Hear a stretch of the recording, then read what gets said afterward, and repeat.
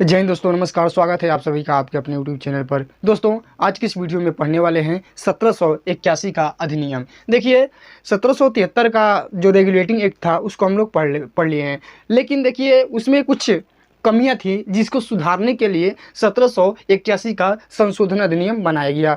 तो यदि कोई पूछे कि 1781 का संशोधन अधिनियम क्यों लाया गया, तो 1773 के जो रेगुलेटिंग एक्ट था उसमें कुछ कमियां थी, उसी को सुधारने के लिए 1781 का संशोधन अधिनियम लाया गया। अब बात आती है कि संशोधन का मतलब क्या होता है। तो जैसे आप लोग अपना आधार कार्ड या कुछ भी जाते हैं कराने के लिए, तो मान लीजिए आधार कार्ड, यदि आपको आधार कार्ड सुधरवाना है तो वहाँ पर लिखा रहता है आधार कार्ड संशोधन किया जाता है। आधार कार्ड में संशोधन किया जाता है, यानी आधार कार्ड को सुधारा जाता है। तो आप ठीक समझ रहे हैं, यहाँ पर संशोधन का मतलब होता है सुधारना, ठीक करना। क्या? सुधारना, ठीक करना। तो देखिए 1781 का सुधार अधिनियम भी आप इसको बोल सकते हैं। 1781 का सुधार अधिनियम इसको भी बोल सकते हैं। सुधार अधिनियम इसलिए नाम पड़ा क्योंकि ब्रिटिश सरकार को जो 1773 में रेगुलेटिंग एक्ट जो प्रस्ताव पेश की थी उसमें क्या करना था, उसको बदलाव करना था, थोड़ा ठीक करना था, इसलिए इसका नाम पड़ा 1781 का सुधार अधिनियम या संशोधन अधिनियम। अब बात करते हैं निर्माण क्यों। तो देखिए वही आप पढ़ेंगे कि रेगुलेटिंग एक्ट 1773 की कमियों को पूरा करने के लिए इस संशोधन अधिनियम का निर्माण किया गया। अब देखिए कुछ महत्वपूर्ण चीज़ें। देखिए, ब्रिटिश संसद ने अमेंडिंग एक्ट ऑफ 1781 पारित किया, जिसे बंदोबस्त कानून एक्ट ऑफ सेटलमेंट भी कहा जाता है। तो देखिए, रेगुलेटिंग एक्ट 1773 की कमियों को पूरा करने के लिए ब्रिटिश संसद ने अमेंडिंग एक्ट ऑफ 1781 पारित किया, जिसे बंदोबस्त कानून या एक्ट ऑफ सेटलमेंट के नाम से भी जाना जाता है। अब यहाँ पर ध्यान क्या क्या रखने वाली चीज़ है, इसको देखिए इसको क्यों लाया गया। तो इसकी कमियों को, यानी रेगुलेटिंग एक्ट 1773 की कमियों को पूरा करने के लिए 1781 का संशोधन अधिनियम लाया गया। कौन लाया? तो ये ब्रिटिश संसद के द्वारा लाया गया था। अब आपको एक चीज़ कन्फ्यूजिंग कर रही होगी, और आप जब एम लक्ष्मीकांत को पढ़ेंगे तो उसमें भी आपको देखने को मिलेगा अमेंडिंग का मतलब होता है संशोधन। अमेंडिंग का मतलब होता है संशोधन, सुधार करना। तो आप इसे घबराइएगा मत, क्योंकि इसका नाम है क्या? संशोधन, सुधार करना। तो संशोधन अधिनियम, एक्ट का मतलब अधिनियम, आप मतलब का 1781, यानी इसको उलट देंगे तो 1781 का संशोधन अधिनियम आ जाएगा। तो इसको उलट कर लिखा गया है। तो देखिए वही है, पारित किया गया। इसे बंदोबस्त कानून के भी नाम से जाना जाता है, इसको याद रखिएगा। यानी 1781 के संशोधन अधिनियम को बंदोबस्त कानून के भी नाम से जाना जाता है। या आपको कहेगा कि एक्ट ऑफ सेटलमेंट अधिनियम किस अधिनियम को कहते हैं, तो 1781 का संशोधन अधिनियम को एक्ट ऑफ सेटलमेंट के नाम से भी जाना जाता है। अब देखिए महत्वपूर्ण चीज़, इसे एक और नाम से भी जाना जाता है। देखिए क्या नाम है? डिक्लेरेटरी क्या एक्ट, डिक्लेरेटरी एक्ट इसे नाम जाना जाता है, और इसको हिंदी में घोषणात्मक अधिनियम भी कहते हैं। देखिए ध्यान से पढ़िए, डिक्लेरेटरी एक्ट कहा जाता है, जिसे हिंदी में घोषणात्मक अधिनियम कहा जाता है। घोषणात्मक अधिनियम क्यों कहा जाता है? क्योंकि ये ब्रिटिश सरकार द्वारा जो 1773 का रेगुलेटिंग एक्ट था उसमें उसने घोषणा किया कि हम लोग इसमें कुछ सुधार करना चाहते हैं, तो शायद इसलिए इसका नाम पड़ा घोषणात्मक अधिनियम। यानी उसका एक घोषणा था, उसका एक आवाज़ था कि हम जो 1773 का रेगुलेटिंग एक्ट पारित किए थे, हम उसमें कुछ जो कुछ कमियां हैं उसमें हम सुधार करना चाहते हैं, इसलिए इसका नाम पड़ा डिक्लेरेटरी एक्ट या घोषणात्मक अधिनियम। अब देखिए इसका उद्देश्य क्या था। जो 1781 का संशोधन अधिनियम बनाया गया, इसका उद्देश्य क्या था? क्योंकि हर एक प्रस्ताव या हर एक एक्ट के बनाने के पीछे एक रहस्य छुपा हुआ था, एक उद्देश्य छिपा हुआ था कि हम इस एक्ट का सृजन इसके लिए कर रहे हैं। तो इसका उद्देश्य क्या था? आखिर में जो 1781 का संशोधन अधिनियम था, इसका क्या उद्देश्य था? तो देखिए इसका उद्देश्य सुप्रीम कोर्ट यानी सर्वोच्च न्यायालय और गवर्नर जनरल के कार्य क्षेत्रों का स्पष्ट बंटवारा करना था। यानी ब्रिटिश सरकार चाहती थी कि जो सुप्रीम कोर्ट का अधिकार क्षेत्र हो उसको अलग कर दिया जाए, और जो गवर्नर जनरल का अधिकार क्षेत्र हो या कार्य क्षेत्र हो इसको अलग कर दिया जाए। यानी जो सुप्रीम कोर्ट हो ना, वो गवर्नर जनरल के कार्यों में हस्तक्षेप न डाले, और जो गवर्नर जनरल हो वह इसके अधिकार क्षेत्र में न आए। यानी इसका स्पष्ट बंटवारा कर देना, ये इसके कार्यों में हस्तक्षेप न करे और ये जो गवर्नर जनरल था इसके अधिकार क्षेत्र में न आए। इसलिए इसने कहा कि हम लोग इसके कार्य क्षेत्रों को भी बंटवारा कर देते हैं। तो देखिए भाई, दोनों को तो यही बनाया था, दोनों को ब्रिटिश सरकार ने ही बनाया था। 1774 ईस्वी में कलकत्ता में जो सर्वोच्च न्यायालय बनाया गया था वो कौन बनाया था? तो ब्रिटिश सरकार के द्वारा ही बनाया गया था। तो उसने कहा कि हम क्या करते हैं कि जो सर्वोच्च न्यायालय है और जो गवर्नर जनरल है इसके कार्य क्षेत्रों को अलग अलग बांट देते हैं कि तुम्हारा क्या कार्य रहेगा और इसका कार्य क्या रहेगा। तो यही इसका उद्देश्य था। अब देखिए विशेषताएं, 1781 का जो संशोधन अधिनियम था इसकी क्या क्या विशेषता रही, इसकी क्या क्या विशेषता रही इसको देखते हैं। तो देखिए पहला विशेषता, कलकत्ता की सरकार को बंगाल, बिहार और उड़ीसा के लिए भी कानून बनाने का अधिकार प्रदान किया गया। यानी देखिए यहाँ पर भी आया है, हर एक शब्द पर फोकस करेंगे तो आप अच्छे से समझेंगे। देखिए कलकत्ता की सरकार को, जो कलकत्ता की सरकार थी वो अब पहले बंगाल, बिहार और उड़ीसा के कानून का निर्माण नहीं करती थी, उस राज्य के लिए, उस प्रांत के लिए कानून नहीं बनाती थी। लेकिन जब 1781 का अधिनियम पारित हुआ तो उसमें कहा गया कि जो कलकत्ता की सरकार होगी वह बंगाल, बिहार और उड़ीसा के लिए भी कानून का निर्माण करेगी। यानी इनको कानून निर्माण करने का अधिकार प्राप्त हो गया। कब? 1781 के बाद। यानी जब 1781 का अधिनियम नहीं पारित हुआ था तो उससे पहले इनका अधिकार नहीं था। लेकिन जब 1781 का संशोधन अधिनियम आया तो यह सुधार किया गया कि जो कलकत्ता की सरकार होगी वह बंगाल, बिहार और उड़ीसा के लिए भी कानून का निर्माण करेगी। अब देखिए दूसरा चीज, सर्वोच्च न्यायालय पर यह रोक लगा दी गई कि, हर एक शब्द को एकदम दबाव से पढ़िए। देखिए सर्वोच्च न्यायालय पर यह रोक लगा दी गई कि वह कंपनी के कर्मचारियों के विरुद्ध कार्रवाई नहीं करेगी। यानी जो सुप्रीम कोर्ट था उस पर रोक लगा दी गई कि आप जो कर्मचारी, हम लोग के जो ब्रिटिश ईस्ट इंडिया कंपनी के कर्मचारी हैं, आप उनके विरोध में, उनके कार्य के विरोध में हस्तक्षेप नहीं करेंगे। यानी इस पर रोक लगा दी गई। किस पर रोक लगा दी गई? तो सुप्रीम कोर्ट पर, यानी सर्वोच्च न्यायालय पर रोक लगा दी गई कि जो ब्रिटिश ईस्ट इंडिया कंपनी के जो कर्मचारी हैं आप उनके कार्यों में दखलंदाजी नहीं करेंगे, टांग नहीं लड़ाएंगे। तो देखिए क्या लिखा है, सर्वोच्च न्यायालय पर यह रोक लगा दी गई कि वह कंपनी के कर्मचारियों के विरुद्ध कार्रवाई नहीं कर सकते।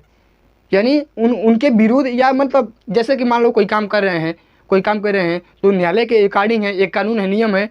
तो उसने क्या कहा, उसने जो सरकार थी, ब्रिटिश सरकार ने, उसने ये कहा कि जो ये कर्मचारी हमारे काम कर रहे हैं आप इनके कामों पर शिकायत दर्ज नहीं करेंगे। यानी इनके कार्यों में आप बार बार हस्तक्षेप नहीं करेंगे, पूछताछ नहीं करेंगे। यानी एक प्रकार से इनको स्वतंत्र रहने देंगे। यानी आप इसके खिलाफ कुछ नहीं बोलेंगे, ये जो कार्य कर रही है इसके विरुद्ध आप आवाज़ नहीं उठाएंगे। यानी एक तरफ से जो ब्रिटिश ईस्ट इंडिया कंपनी के कर्मचारी होंगे वो अपने आप में क्या होंगे, स्वतंत्र होंगे। अब देखिए अगला पॉइंट, मज़ेदार पॉइंट है। देखिए क्या किया गया, बहुत ही महत्वपूर्ण लाइन है। देखिए क्या क्या है, गवर्नर जनरल की शक्ति को थोड़ा सा बढ़ा दिया गया। गवर्नर जनरल की शक्ति को बढ़ा दिया गया और सर्वोच्च न्यायालय की शक्ति को घटा दिया गया। यहाँ पर जो एरो बनाया गया है ना, देखिए जो रेड से लाइन बनाई गई है, देखिए बहुत ही बढ़िया से समझाता हूँ। देखिए गवर्नर जनरल की शक्ति को सर्वोच्च न्यायालय की शक्ति के खिलाफ, यानी गवर्नर जनरल को इसके खिलाफ थोड़ी अधिक शक्ति दे दी गई। यानी गवर्नर जनरल को थोड़ी अधिक शक्ति दे दी गई। सिर्फ किसके खिलाफ? सर्वोच्च न्यायालय के खिलाफ। और देखिए सर्वोच्च न्यायालय की शक्ति को सिर्फ गवर्नर जनरल के खिलाफ थोड़ी सी कम कर दी गई। बस यही अंतर है। जैसे कि मान लीजिए ये गवर्नर जनरल है तो इसकी शक्ति को, ये सर्वोच्च न्यायालय है तो सर्वोच्च न्यायालय की शक्ति से गवर्नर जनरल की शक्ति को बढ़ा दी गई।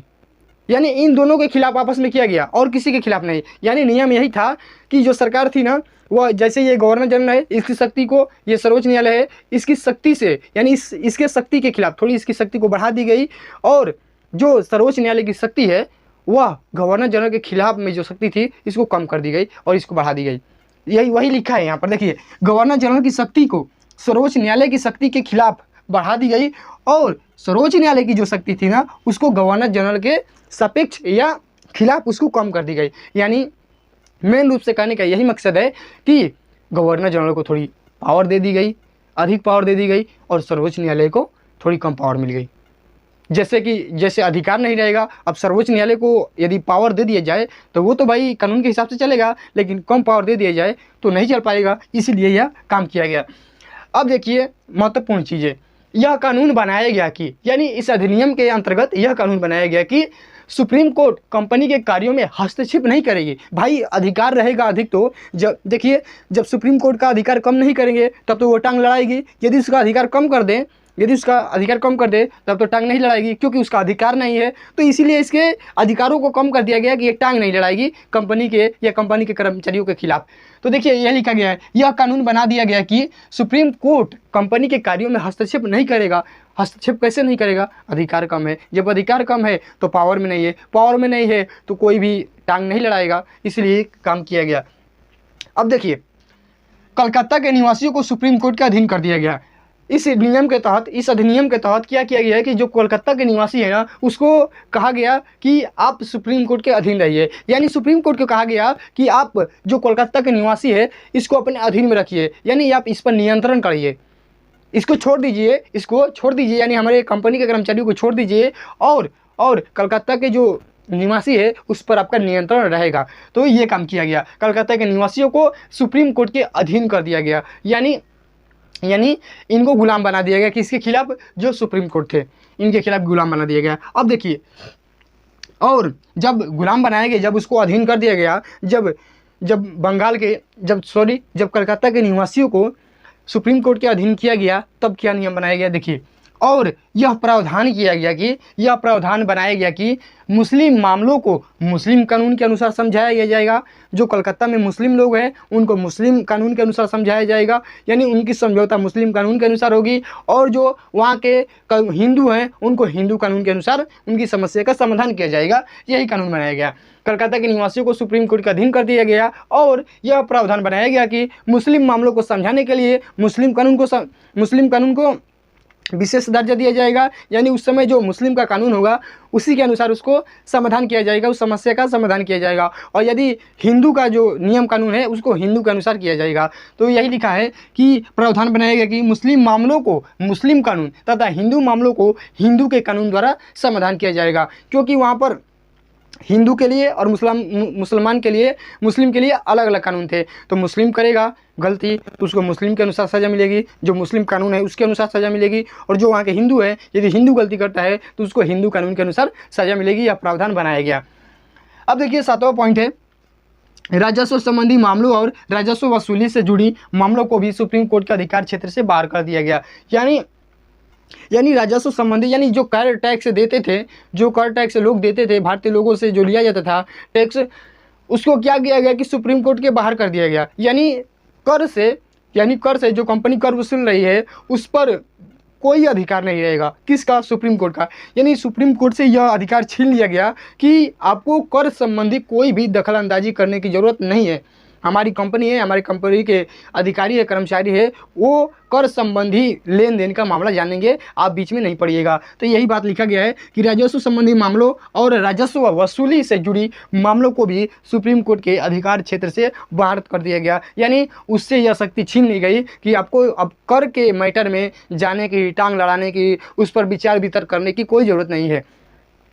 अब देखिए 8वां पॉइंट, प्रांतीय न्यायालयों की appeal governor general in council के यहाँ दायर होना की सुप्रीम कोर्ट में। और यह भी प्रावधान बनाया गया कि जो प्रांतीय न्यायालय की अपील है, जो प्रांतीय न्यायालय यानी छोटे छोटे न्यायालय हैं, इसकी अपील जो होगी वह गवर्नर जनरल इन काउंसिल के यहाँ ही दायर किया जाए। यानी दायर का मतलब पेश किया जाए। यानी जैसे जो छोटे छोटे न्यायालय के केसेस हैं वह कौन हैंडल करेगा? Governor general in council handle करेगा। इसको सुप्रीम कोर्ट में ले जाने की ज़रूरत नहीं है, क्योंकि जो प्रांतीय न्यायालयों की अपील थी इसका अंतिम कोर्ट क्या माना जाता था? गवर्नर जनरल इन काउंसिल ही माना जाता था, न कि सुप्रीम कोर्ट। क्योंकि उसमें कहा गया था कि जो छोटे छोटे केस होंगे या जो प्रांतीय न्यायालयों की अपील होगी वो इसको हैंडल कौन करेगा? गवर्नर जनरल इन काउंसिल ही उसको हैंडल करेगा। इसको सुप्रीम कोर्ट में ले जाने की ज़रूरत नहीं है। इसलिए कहा गया कि प्रांतीय न्यायालयों की अंतिम अपील, अंतिम मांग क्या थी? गवर्नर जनरल इन काउंसिल ही था,